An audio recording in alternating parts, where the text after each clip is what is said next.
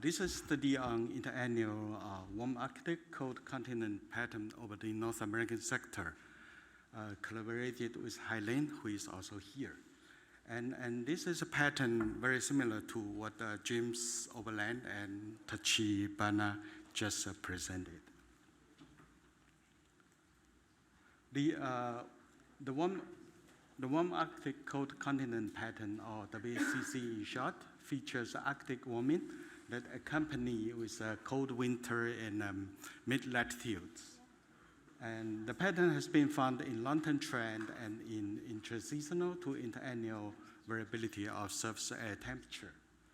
The WACC involves two counterparts according to its mid-latitude climate anomalies, one over the Eurasian, and it's called the warm Arctic-cold Eurasian, or WACE pattern, and another one over North American sector, and maybe called warm Arctic-cold North American, or WACNA pattern.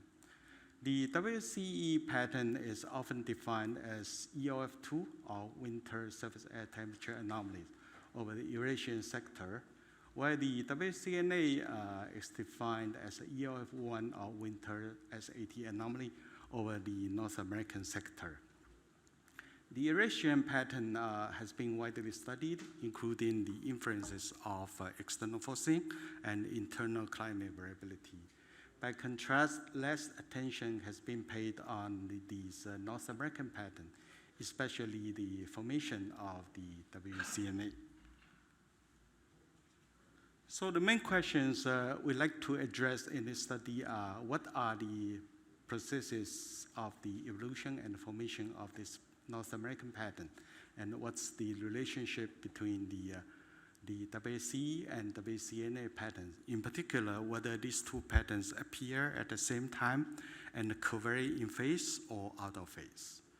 The data we use include the EI interim and NSEP2 reanalysis data in the past 40 years. We also use climate indices downloaded from CPC, and we calculated some atmospheric circulation indices based on this EIA reanalysis data. And the data and the result we obtained from both EIA and NSEP data, reanalysis data, are quite similar. So here we only show the result from the EIA reanalysis data. We also use a simple atmospheric model to confirm the snow cover anomaly influences on the WACNA pattern. Now let's look at the results. This slide here shows the lead-lag regression of surface air temperature onto the WACNA pattern index from the time when the anomaly fields leads the WACNA pattern by 30 days to the time when these anomaly fields lags the WACNA pattern by 10 days. So we can see that in association with a positive WACNA, there's a negative WACE pattern appear here, and the peak WACE pattern appeared 25 days ahead of the WACNA. And then this pattern weakened afterwards. In the meantime, we see a well-organized WACNA pattern appeared at lags minus 25, and then it gradually develops, reach its peak pattern at lag 0, and then weakens. Relationship between these two temperature patterns can be confirmed and further checked by looking at the lag regression between these two pattern indices.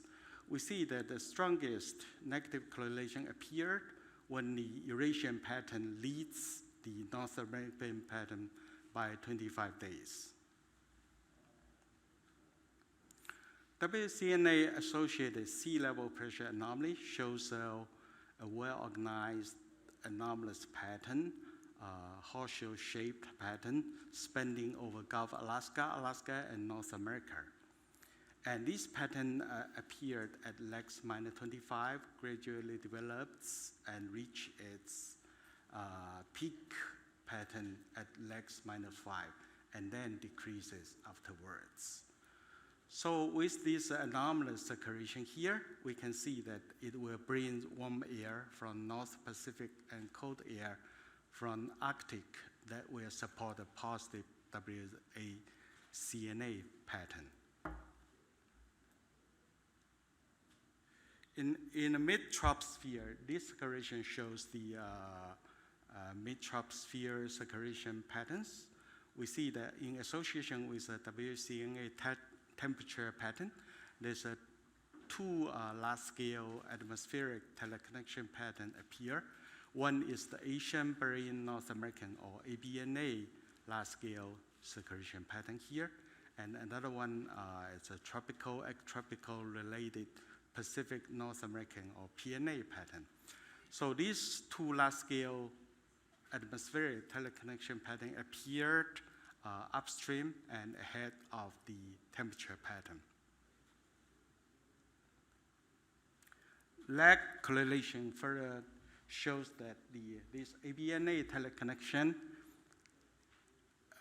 significant teleconnection appeared about 27 days ahead of the temperature pattern, and PNA appeared about 23 days ahead of the WACNA.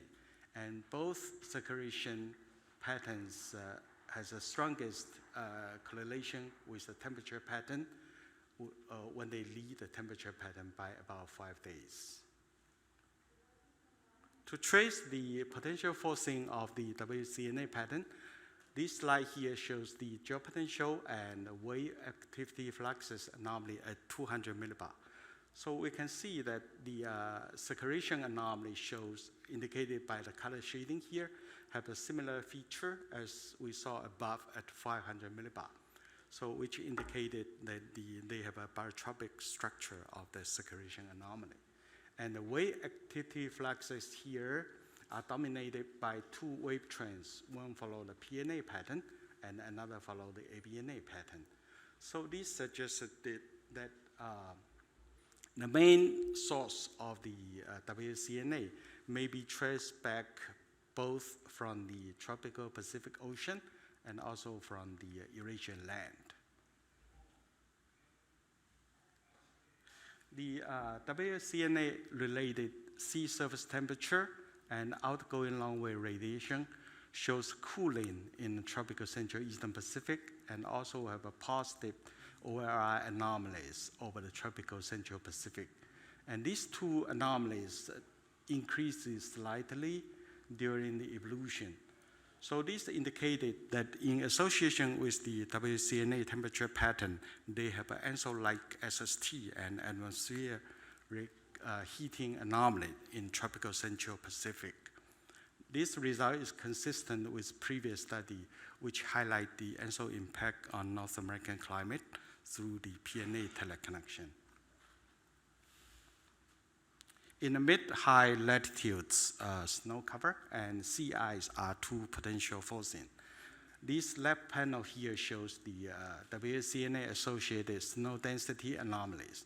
So we see that they have a positive anomalies over northern Siberian and negative anomalies over the southern Siberian. While these positive anomalies are not significant at 5% level due to high interannual variability. And significant anomaly seen in the southern Siberian region. The snow cover anomaly in this region leads WACNA pattern about 2 to 3 weeks, and also lead the atmospheric teleconnection pattern, ABNA pattern, about 20 days. So this suggested that the snow cover anomaly over southern Siberian would influence the WACNA temperature pattern. And this result, this relation also can be used to explain the 25 days relation between the Eurasian pattern and the North American pattern, because the snow cover reduction here is related to a negative WACE pattern, and it's featured warming over Eurasian. This snow cover influence on WACNA pattern were confirmed by performing numerical experiments In particular, if we add the diabatic heating over the southern Siberian, we'll see a zonally elongated atmosphere circulation pattern, and in the surface, they have a high anomaly around the Bering Sea, Bering Strait, and Alaska, which contributed to the temperature anomaly that support a positive WACNA pattern.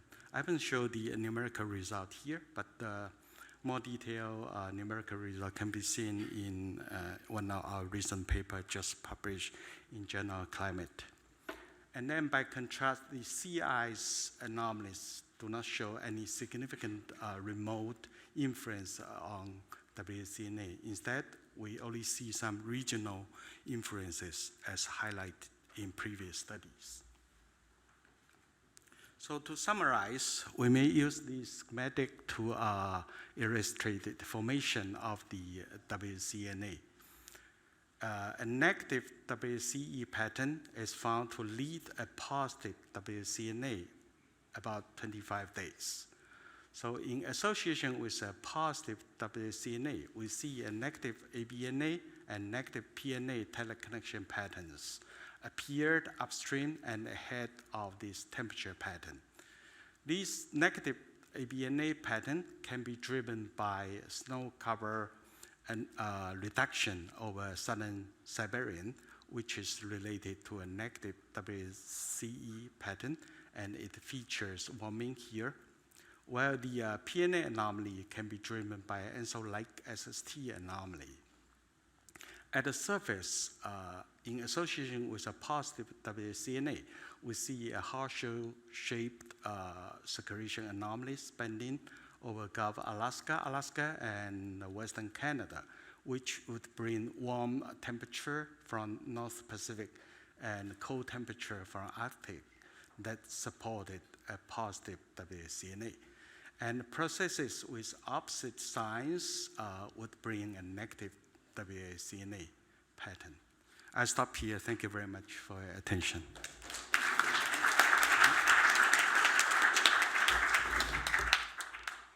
Excellent questions.